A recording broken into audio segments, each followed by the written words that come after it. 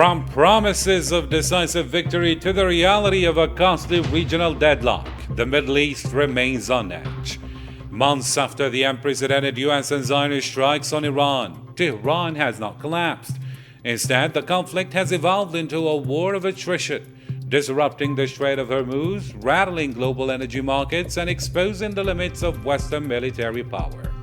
Tonight, attention turns to a fragile ceasefire mediated not by Washington nor its Western allies, but by Pakistan, as negotiations continue over the future of the Strait of Hormuz and regional security. At the same time, President Donald Trump returns from a high-stakes summit in Beijing, seeking both economic relief and Chinese leverage over Tehran ahead of crucial U.S. midterm elections.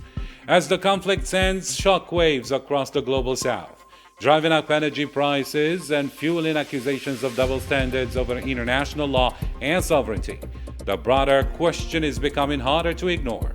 Are we witnessing the erosion of America's unipolar dominance and the acceleration of a new multipolar world order? This question and more are put to my panel tonight on All 24 News Special.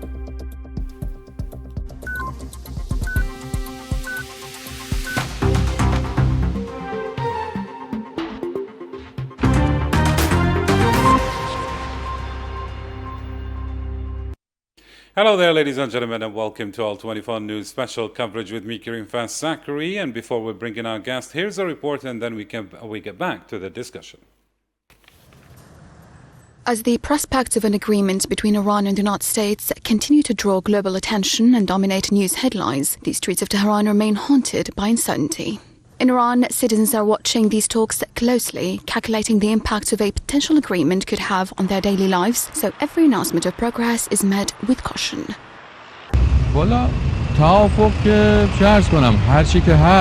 The agreement, whatever it is, should serve the people's interests. Whatever it is, it should lift the shadow of war and help people return to their normal lives. People's living conditions are truly terrible. They are struggling and living in very difficult circumstances. An end to the war and a return to normal life, that's what Iranians say they hope for, while some call for a diplomatic solution and a solid agreement capable of withstanding political changes. Others stay skeptical, as they fear repeating the same scenarios of the past. These contrasting expectations reflect the uncertainty surrounding the outcome of these negotiations. I think it's a bit naive to believe they will stick to this agreement. They will surely follow the same path as before. I only hope officials make decisions on this issue with a better, clearer version, considering our past experience. I am not very optimistic. I feel this issue should be settled once and for all. Some think we might again reach a good outcome through an agreement. I hope we do, but I still don't think America will do what it says, at least at the negotiating table, and I feel it won't. Between cautious statements and still uncertain negotiations, Iranians continue to hold on hope, as many see these talks as an opportunity to move beyond years of tension and avert the threat of a conflict that continues to disrupt everyday life. All right, let's bring in our guest now to unpack the political, economic, and legal ramifications of this crisis. We are joined by an exceptional panel of experts. From Los Angeles is Professor Sierra Knock, U.S. foreign policy analyst and an alumna of President Trump's campaign. Hello there, Sierra, and thank you for agreeing to be with us. Thank you for having me. It's our pleasure. And from Lisbon is Teresa Duarte Fernandez, international relations analyst focusing on European and transatlantic affairs, at least on this show. Hello there, Teresa, and thank you for agreeing to be with us. Thank you for your invitation, Karim. It's our pleasure. And from London, we have Mr. Jesus Antonio Baez, Managing Director of Stackham Global, specializing in conflict resolution and international law. Hello there, Jesus, and thank you for agreeing to be with us. Thank you very much for having me. It's our pleasure, Giselle. And we're honored also to have from Paris, Mr. Rafiq Tamgari, geopolitical and economic analyst and president of the Emir Abdelkader Circle. Hello there, Rafiq, and thank you for being with us. Hello, Karim. Thank you for the invitation and regards to all the guests. Thank you. And let's start perhaps to talk generally about this fragile ceasefire. And my first question goes to you, Professor Sierra Knock. The Trump administration, Sierra, launched this war claiming it would actually be swift and decisive. Yet, months later, Washington is relying on Islamabad to mediate a ceasefire, mediation which came after the one led by Oman, and which we were told by many reports was going just fine.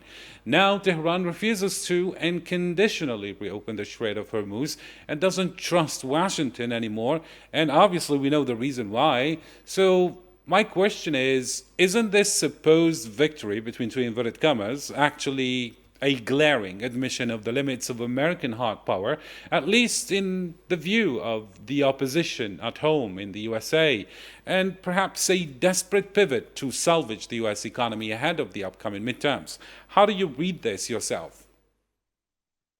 Well, I would say that yes, there is political opposition that has tried to spin this as a failure, but I don't think that most people are putting a lot of stock into that. The Democrats tend to try to spin everything that Trump does as a failure, so that's not news for America. What I want to go back to is that American hard power. When we're talking about Iran, the decimation of the military, of the Iranian military, their navy and their air force and air defense systems, that was a huge success. That was military goals that were set out and that were achieved.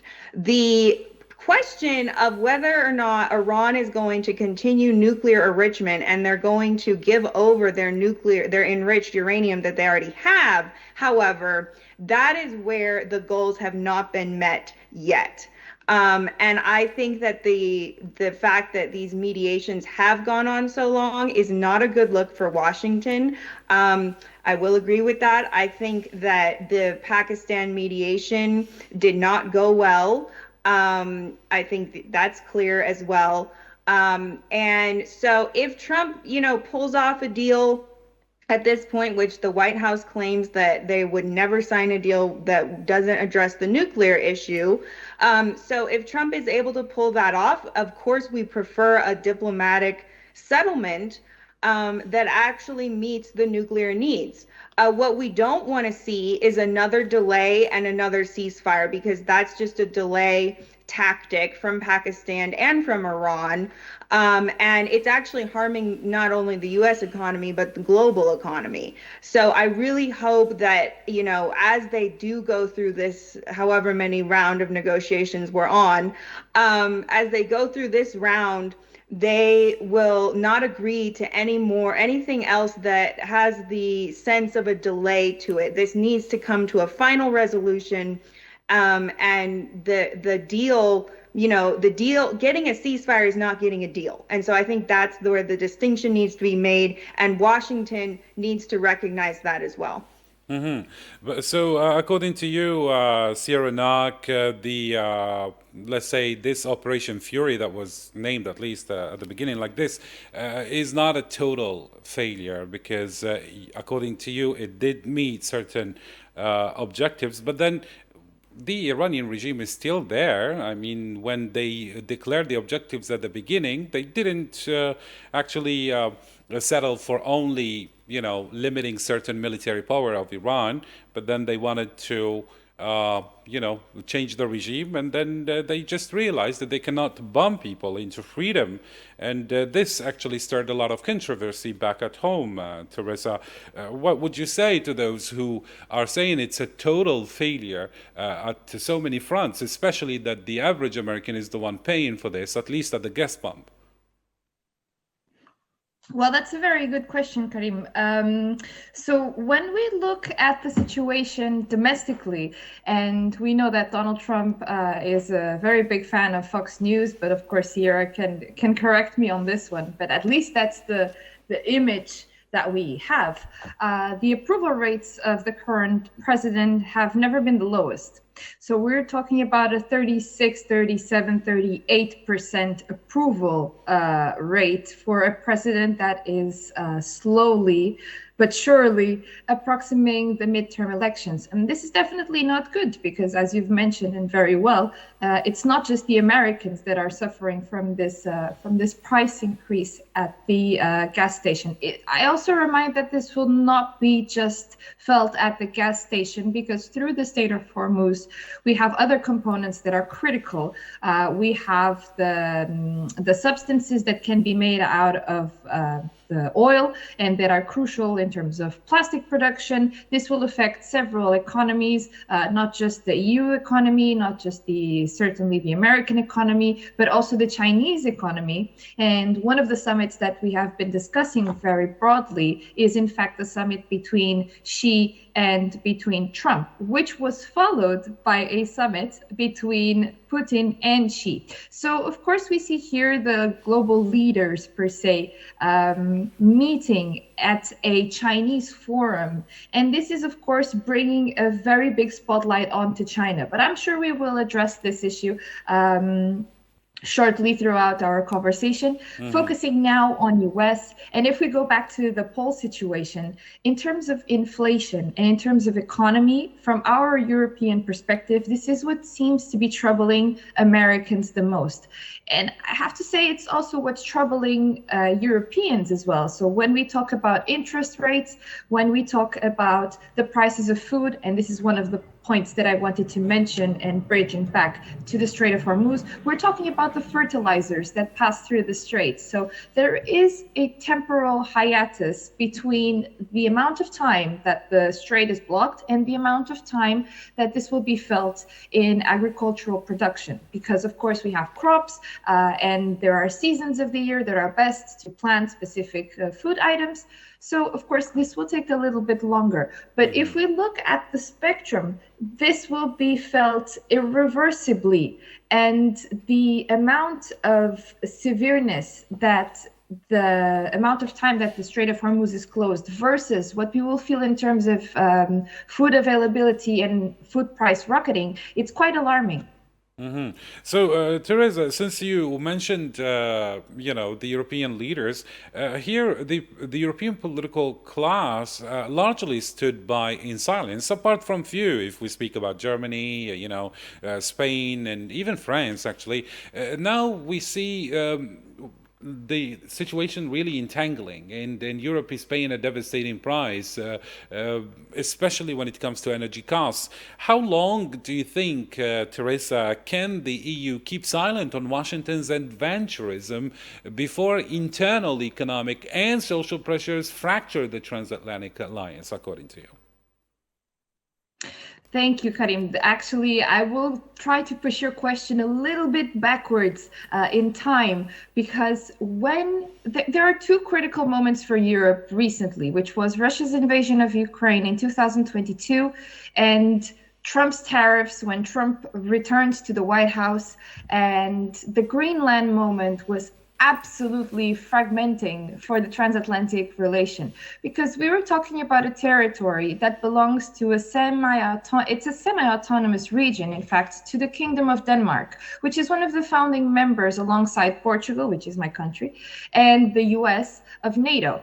So we're talking about the pillars of transatlantic security. And when the US does not remove from the table the option of taking this territory by force, we're not just talking about the appropriation of the territory itself, but we're also talking about the absolute push away of Article 5, which is the article that stands for collective defense. An attack on one is an attack on all members.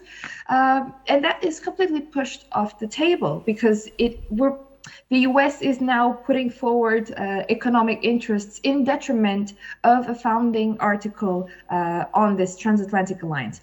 So I have to say that the alliance itself was already quite fragmented in the Atlantic Ocean, if we look at it geographically. So what is happening now in Europe, and that this is where the Green Deal will come very productively, is that we will see a shift towards other sources of energy. So we will see a rise certainly in renewables, we will see a rise in nuclear, and here the countries that you mentioned will be absolutely crucial, especially France, because it's the only one with a nuclear system in terms of defense that is absolutely autonomous. But there are other countries. We're talking about Sweden, we're talking about Germany, we're talking Spain, we're talking Italy.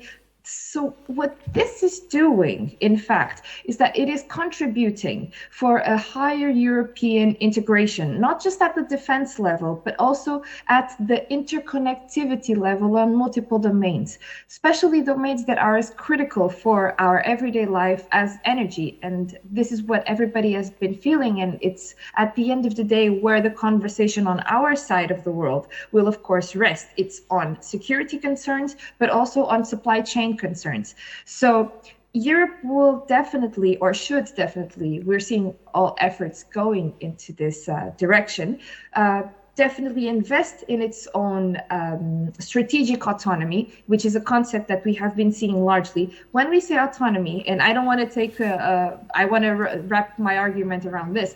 When we say strategic autonomy, we're not talking independence. So we're having a bit of a different posture than other global orders. Strategic autonomy for Europe means that specific components of specific domains of specific industries will, of course, stay under European states' control. But this will be articulated with the industry, so with the private sector, and also internationally. But the aim for Europe here is to really have its core components on European soil. And we can basically parallel this with the US strategy that was under Biden administration with the reshoring or friendshoring posture. But also when we see Donald Trump applying tariffs to other countries, this is not what Europe will be doing, but the aim behind this strategy is to, in fact, bring investment back to the United States. What Europe is trying to do is to foment investment, but keep it under European soil, and that is the right way to go. Amazing. Thank you for that, Teresa. Now, between Washington and Europe, there is a third party that is actually feeling the shockwaves of this conflict. And here, from an international standpoint, Mr. Bias Giso, from a perspective of the global south, who is actually watching this unprovoked strikes by the US and Israel, which bypassed every established UN mechanism. And we can go back, to the genocide in Gaza, and just as Teresa mentioned, the war in Ukraine. How does the global south, according to you, interpret this blatant double standard when it comes to dealing with these crises? Does the success, for example, of Pakistani mediation, if that happens, of course, since we are still, away from the final result or the final deal, could this actually, this mediation signal to the world that it is perhaps definitely moving away from Western-led conflict resolution models because the West cannot be trusted anymore? Well, thank you. I mean, it's quite easy to say just quite bluntly that the global south isn't really surprised by it. It's a pattern that they have for decades been harking on, and it goes even beyond what we're seeing, the atrocities we're seeing in Gaza or what's happening in the Strait of Hormuz. And this goes back into, even if we look at with Rwanda, if we look at what the situation for Rohingyas, and goes on and on and on. So it's not a surprise from a global south standpoint, whether you look at Latin America or Africa or within Asia.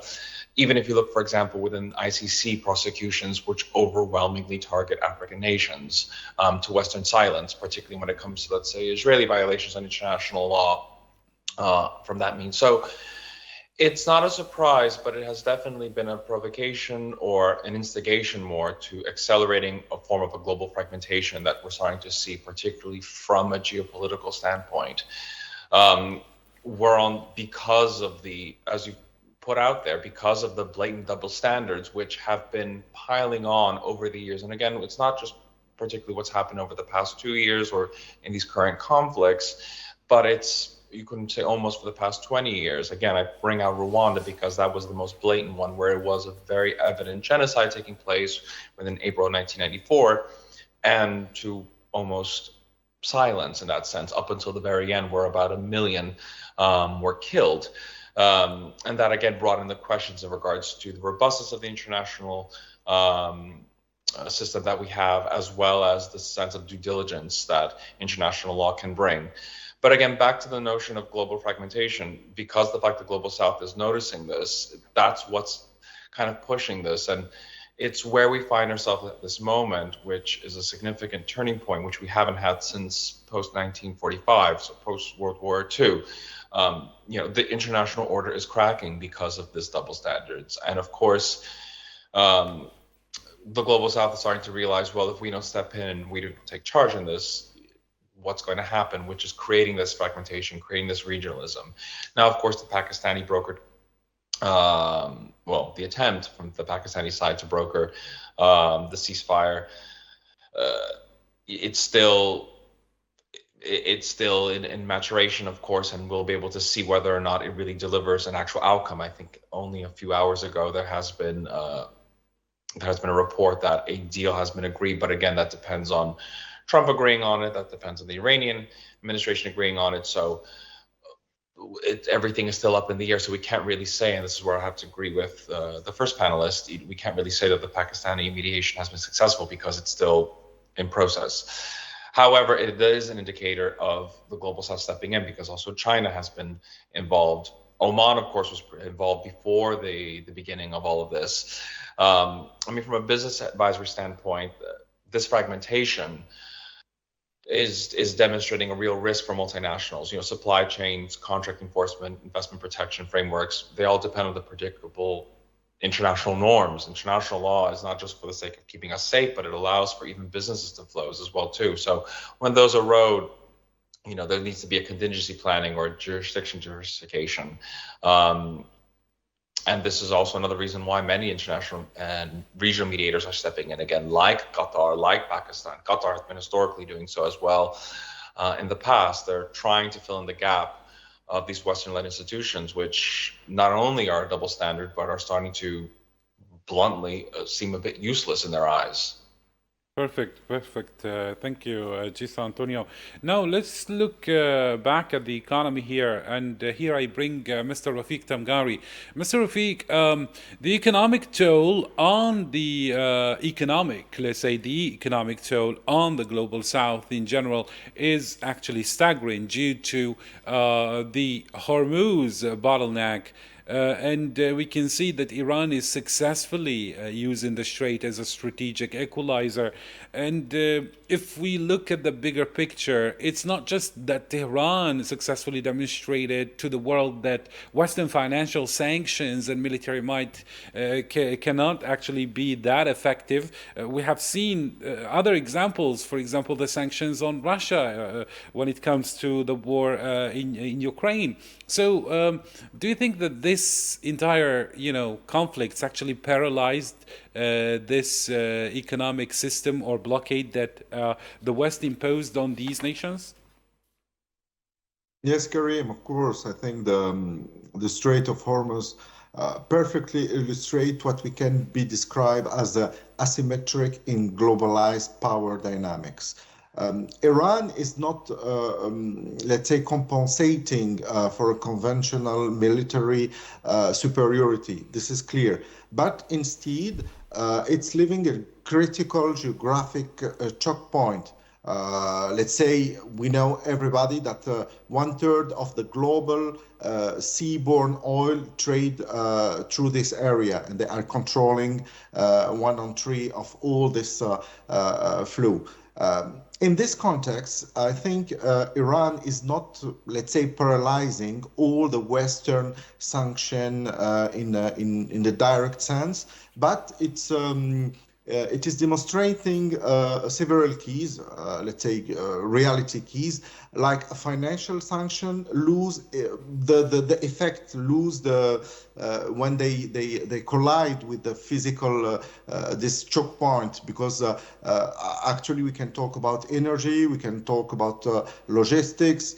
This another point is about the Western power remain. Depend on the global supply chain. They are not doing a fully control. Even the risk of the disruption of this let's say, if we talk about the energy prices, we talk about the shipping insurance, we are talking about the important inflation. For me, again, this sanction, they are not really a systemic leverage of disruption, which parallelly rebalance the power without overturning it. But in reality, we can say that there are some South countries in Africa. They can have a lot of benefits about this crisis, but not at all the other countries. We can talk about Algeria, Nigeria, Angola. They are producing energy. It's not the case of the other countries, so the balance will not be correctly for all this South country in Africa. Mm-hmm. But then when you see, Mr. Rafiq, a summit between Xi Jinping and, Putin, and they agreed to make, trade in the local currencies and hence bypassing the dollar. What does that send also to the global South? I mean, seeing what is happening in Iran as well. Yeah, exactly. Actually, all this contact between, let's say, Trump and Xi, for me, there is a group, let's say, a lot of points and this kind of dynamics to try to push. But if we talk about the market in the global, all the economic actors, they are trying to find a solution to reduce or to increase this global risk, which all the economy of several countries are doing front of. Now, the real target is to accelerate this parallel system. Should we deal with the local currency, or should we have this bilateral trade agreements? Actually, I think, as you said, China can accelerate a little bit this diversification. They are trying to work on it, but it's not contributing to this gradual fragmentation. I think we will see how the discussing with advance, how the countries will choose which let's say, heavy let's say powered country they will work, and this is why we can see a lot of visits of presidents in South, and we can discuss about the visit, just for example, of the Angolan president to Algeria, and this is the example to that we can note how we can develop these very powerful countries in the South and how they link relation between them just to do a front of all these problems coming from this Iranian war. Mm-hmm. Thank you, Mr. Rafiq Tamgari. Now, let me get back to Sierra Nag. Professor, if we come to look at the crisis domestically again, Trump is demanding a free and clear Strait of Hormuz as a precondition for a permanent deal. But American working class, as I asked Teresa earlier, they are the ones suffering at the gas pump. Can the administration actually enforce a new maritime security reality there without harming the average American citizen there? Or is Washington drawing a red line it knows it cannot defend without triggering a broader, deeply unpopular global war? I mean, let's face it, even the Gulf countries are not happy with the outcomes of the mediation or the war and the strikes and the damage it actually caused them back home and also to the American bases. So if the war actually escalates, we can see a lot of repercussions. Yes. Well, okay. The first thing I want to go back to is the Strait of Hormuz, because this is a very complicated issue. What happened is Trump, America was engaged in hostilities with Iran actively militarily. Iran retaliated because they couldn't retaliate militarily. We dominated them. They retaliated by threatening to close the Strait of Hormuz. Trump responded to that by imposing his own blockade, in which he said he would decide which ships could pass and which ones couldn't. And no ships could go to Iranian ports. Now, agree with that or not, clearly it's become an incredibly complicated now issue because there's basically 2 blockades going on. And the Iranians continue to threaten that they have mined the strait. So nobody actually wants to cross, even if the US were to say, okay, we'll lift the blockade for our friends or whatever, there's actually nobody who wants to cross because the Iranians have threatened that the strait is mined. And so basically the Iranians still also have a blockade going on. And so that has caused, as you said, all of these economic repercussions, all these economic issues. It's also caused some severe economic damage to the Iranian regime. So that's the American strategy that, again, as I said, agree with it or not, that's the justification for it. They want to damage economically as much as they can the Iranian regime in the hopes that the regime will agree to a deal. This has gone on for so long, it is starting to affect the American people economically. The midterms are becoming more of a consideration politically. And so we are in this situation where, we have to see through what our original goals were, but at the same time, we have to manage this blockade that we are now involved in. So my recommendation to, if it was up to me, I would say get a final resolution as quickly as possible. No more ceasefires, because when you have a ceasefire, that's when all of these Strait of Hormuz blockades continue. And that's just not a good situation for anybody. It's not a good situation for the U.S. And the strategy to damage the regime economically, it's taken place. The economic damage has been done, and we're seeing the response from the Iranian regime, which is to say that they don't care. They don't care about their country. They don't care about their people. And that's very unfortunate. But we also now have to adjust our strategy, realizing, okay, we've found out that this is how they're willing to act. And so we have to adjust our military strategy as well. Mm-hmm. Well, I'm not sure whether they don't care about their people, because technically we have seen a lot of rallies actually and popular support, and like what the Western media was narrating to the audiences. Actually, we have seen huge rallies in support of the country when a Western enemy or foreign intervention is or enters into the equation. There is always support by the people, and the Iranian people are known to be very nationalist and proud of their country and their leaders, despite the internal conflict that they might have. Yeah, the Iranian people are very have a national unity, which I think is something that separates them from the other Middle Eastern conflicts where the U.S. has gotten involved in these quagmires. Because there was so much division, if you look at Iraq and Afghanistan, and that's why Iran is different. And many military analysts have pointed that out. And, there's even been discussions on the U.S. strategy side about how, supporting the Iranian people, can they play a part in this somehow?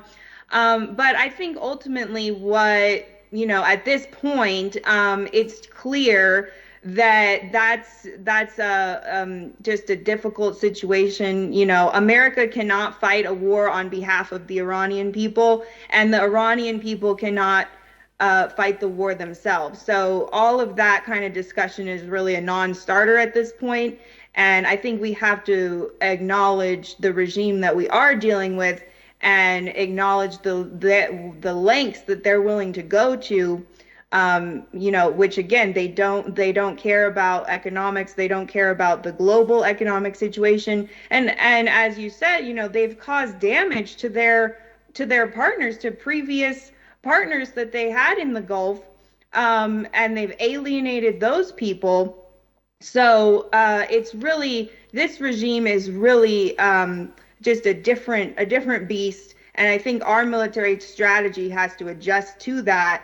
In order to get a final deal and in order to wrap this up, because these endless ceasefires, these ongoing delays, This is not, if you gave a ceasefire to a regular regime that didn't act like the Iranian regime, it would be fruitful. But in this case, all of these delays are just not, they're just playing right into the hands of the Iranian regime. So I think that the U.S. has to kind of readjust our strategy. And President Trump always wants to emphasize that the United States is not under a clock, which in some ways is true. Militarily, we're not under a clock. But, globally, this has to come to a resolution very, very quickly. Point clear. Thank you, Sierra Nak. And now let me turn back to Teresa Duarte Fernandez. Teresa, if Iran and Oman successfully redefine the passage rights in the Strait of Hormuz, effectively challenging Western maritime hegemony, won't this force Europe and the European Union to completely rethink its energy supply chains? And are we witnessing the forced decoupling of Europe from American strategic energy guarantees? How do you see it? Thank you, Karim. So actually, I'm going to, if you allow me, go a little bit back to the question that you asked before. My perspective is actually the clock question. It's very hard to explain a military presence that has been for 6 weeks. The ceasefire was supposed to have lasted for 2 weeks. We're now going at 6 weeks. It's very hard to explain military presence in the region without any update on a potential ceasefire. And here I agree with what was previously said, that a ceasefire is not the solution. A peace agreement is. But in order for there to be a peace agreement, both parties need to be able to negotiate, and that means giving up something. It requires flexibility. It requires good faith. And what we are seeing between these two parties that have a very polarized position on two key issues, which is the Strait of Hormuz and the nuclear situation, and with the enriched uranium on Iranian soil, both parties have a very severe distrust crisis between them. And it complicates it further because this is happening on a global stage. The information that us civilians and the international community has is based on Truth social posts or tweets on X. And it's very hard for us to know what to trust and what not to trust. And this reflects on markets as well. So when the president says that he's not on a clock, I disagree, because it will be very hard to justify the continuous rise in terms of prices domestically on both sides of the Atlantic, to be honest. So I highly disagree with the clock argument. However, going back to your question in regards to the rerouting of the global trade, this will not just impact the European Union. This is impacting, like I said, India. It is impacting China mostly. And I will remind that China is in a marriage of convenience with Russia. Russia's largely referred to as China's junior partner, which is something that I'm positive that Mr. Putin does not appreciate. But we are seeing, in fact, a decrease in Russian power. And we saw a military parade on Victory Day celebrations that had absolutely no demonstration of weapons. There was a negotiated ceasefire between Russia and Ukraine that had the mediation of Donald Trump, which was a very benefit intervention, absolutely. But we will see definitely a closer tie between Russia and China. And China will definitely reroute its exportation rates based on the choking of the Strait of Hormuz. This should concern Europeans, and this does, and it should also concern the Americans, because this is basically reorganizing the whole global order as we know it. So when we speak about, of course, energy supplies and guarantees, as I've mentioned before, we have to look at the question of energy guarantees, but we also need to look at the defense guarantees, because just this past week, we've had Russian drones on two European country spaces. So that would be Lithuania and Estonia. And we've also had President Zelensky warning that there could be a potential escalation, even further, more violent escalation in the conflict between Russia and Ukraine. We've also seen the utilization of a weapon that was recently tested, a hypersonic missile that reaches far into Ukrainian territory. So as Europeans, we see that there is, in fact, a border on the eastern side that is getting warmer and warmer by the day. And this is, of course, resulting in the loss of a lot of lives on both sides.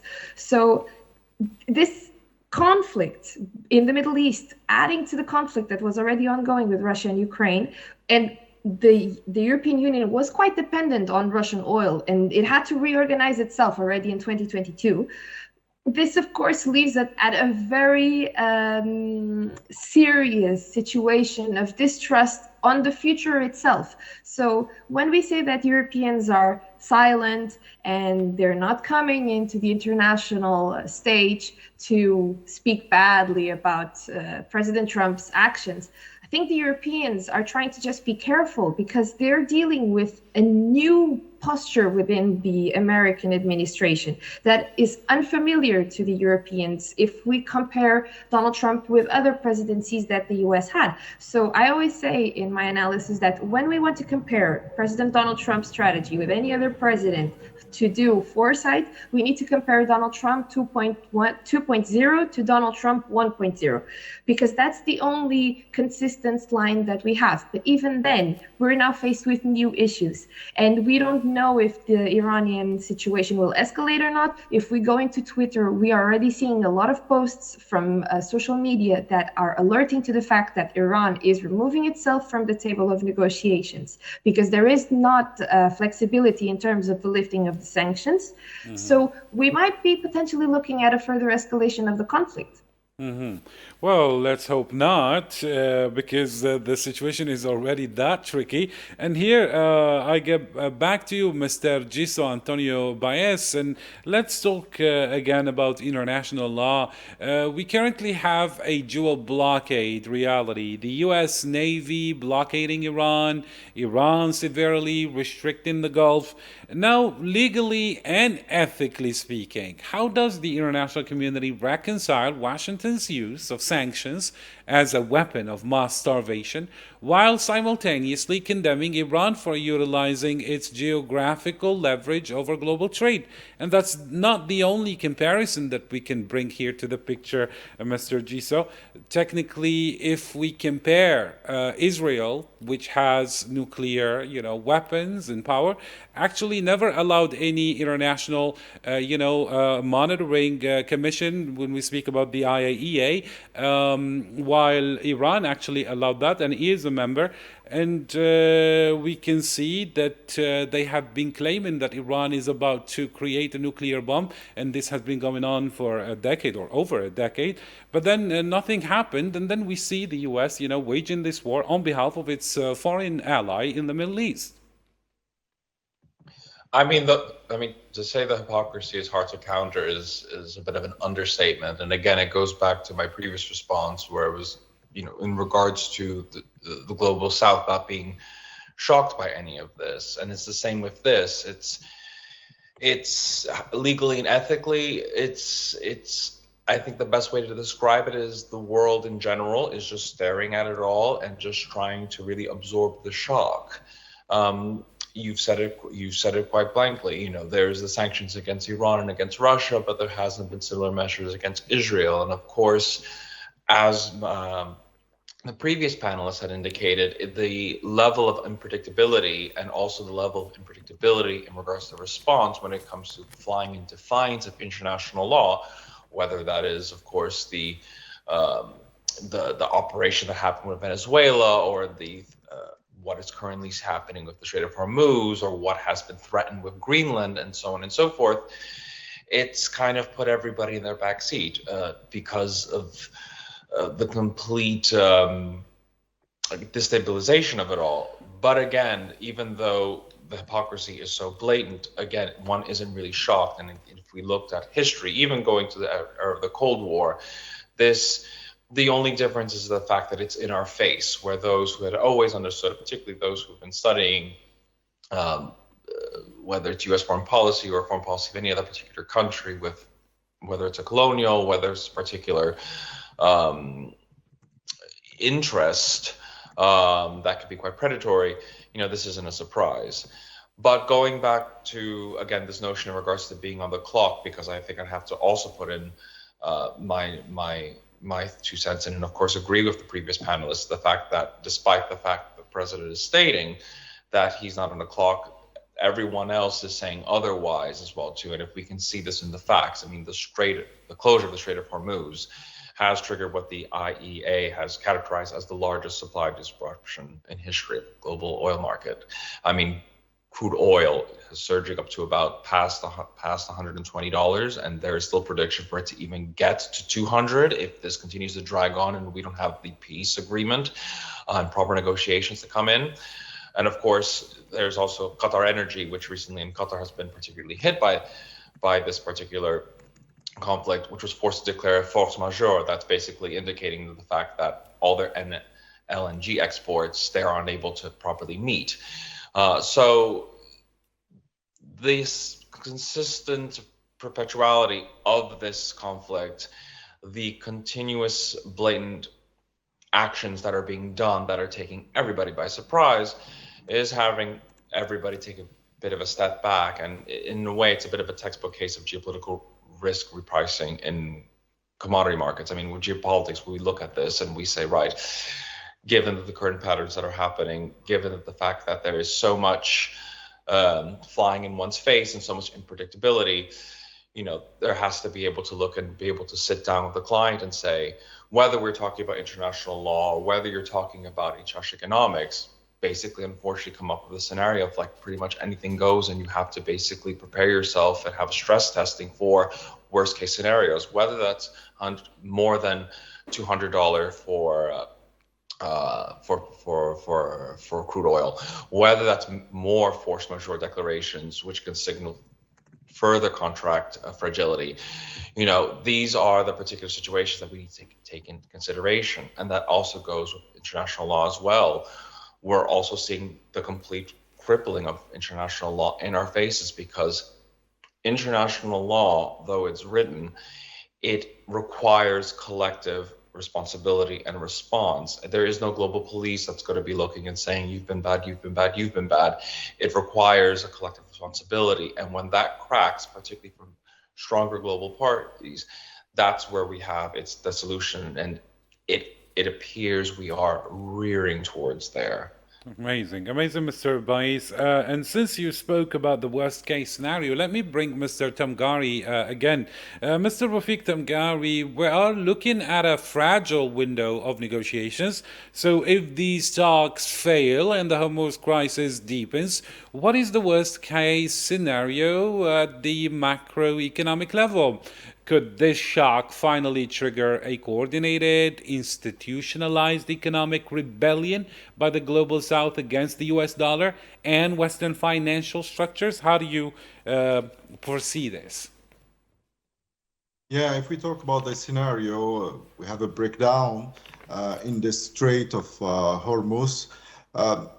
First, we can talk about the classic macroeconomic shock.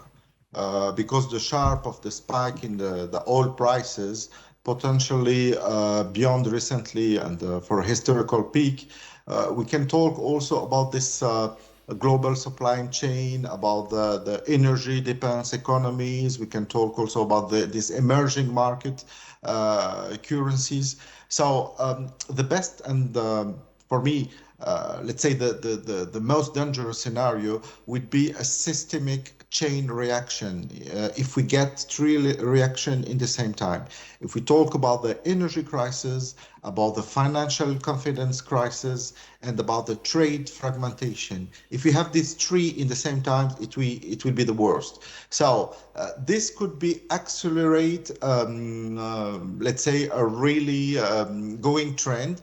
If we talk about diversification from the going far from the dollar dominance, and we can note it already with the creation of the BRICS, but for the moment it's not already done. So, however, for me, if we talk about the coordinated institutional economical rebellion, as you said, by the global south, it remains unlikely in this short term because there are, let's say, not a real unification about this whole policy and all this political vision about the south countries. There are many countries, they remain very dependent on some Western countries and even from the Chinese financing. If we talk about a lot of African countries, they are very linked to China and the others to the US. So this diverging, let's say, this national interest are limited on the action. Honestly, I think the major shock could accelerate currently this diversification, but not on the immediate coordinated break. For me, we still have this link to this Western financial system, and unfortunately for this country, it cannot be broken very soon, and they still have a lot of time linked to this financial system. Perfect. Thank you, Tamgar Rafiq. And a quick round of questions as we are nearing the end. Let me bring Professor Sierra Nak. Sierra Nak, very briefly, as we are nearing the end, just as President Trump concluded his summit with Xi Jinping, the American political establishment has already raised alarms that Trump went to Beijing projecting vulnerability, seeking Chinese economic lifelines and intervention with Tehran. So has this war essentially handed Beijing the ultimate leverage in the US-China strategic rivalry? I've heard that spin. I don't agree with it. I think President Trump's meeting with Xi Jinping was long planned, and there are issues between the US and China that are much more important that needed to be addressed. And China did end up voting with us at the UN about a resolution regarding Iran and opening the strait, which was welcome. And I believe they confirmed that Trump and Xi did discuss this particular issue. But it wasn't in the sense of Trump asking China for help. And China's been suffering quite a bit as well due to these blockades. That's where a lot of their oil comes from. So whatever effects that the US is suffering, China's suffering them probably to an even greater extent. Mm-hmm. So the two sides need each other, and they needed to have the meeting. That's why we have strategic dialogue with China, because we actually do, we're not just going to decouple from China overnight, as some people suggest. That's not realistic. But it's because both sides need each other, not because the US only needs China. Perfect. Thank you, Sierra Nak, for all these insights. Now let me turn to Teresa Duarte Fernandez. Teresa, very briefly as well. International relations are being aggressively rewritten, as we are noticing and analyzing, with the U.S., for example, back down in the Middle East and asking Beijing for help. Does this summit, according to you, solidify a multipolar world where international legitimacy is no longer dictated by Washington, but negotiated in other capitals like Beijing, Islamabad, Tehran? I agree with Sierra on this one. So definitely the US did not go to China to ask for help. And this was reinforced by not only the president, but also the Secretary of State, Marco Rubio. What we are going to see, and we have been seeing, and here I'm going to bring a speech by Mark Carney that became quite famous in the beginning of this year. It is a rupture of the global order as we know it. What is coming next? I think it's a dynamic of power struggles more than anything else. And we're going to see global powers weaponizing interdependence. And this is something that we saw deepening after the summit between Xi and Trump, because we did see a speech that Trump wanted to sell 500 Boeing airplanes and strengthen the bilateral accords in terms of trade. And we're talking about several types of goods. But in fact, and the chip situation in Taiwan and Tehran, of course, but in fact, what we are seeing is that China is presenting itself as a consistent power. So I think the shift here and the biggest problematic shift is that some countries and some middle powers might consider pivoting towards China and sacrificing some economic autonomy, because in return they will have some sort of stability or capability to anticipate what will happen in the future in terms of trust. Because China is consistent, and especially when we see these middle powers analyzing their international relations, it's very hard to count on an ally, even though a very strong one, which is the United States, when the current administration has a pivoting posture. Perfect. And Mr. Giso Antonio, what happens to the world-based order amidst all this mess, according to you?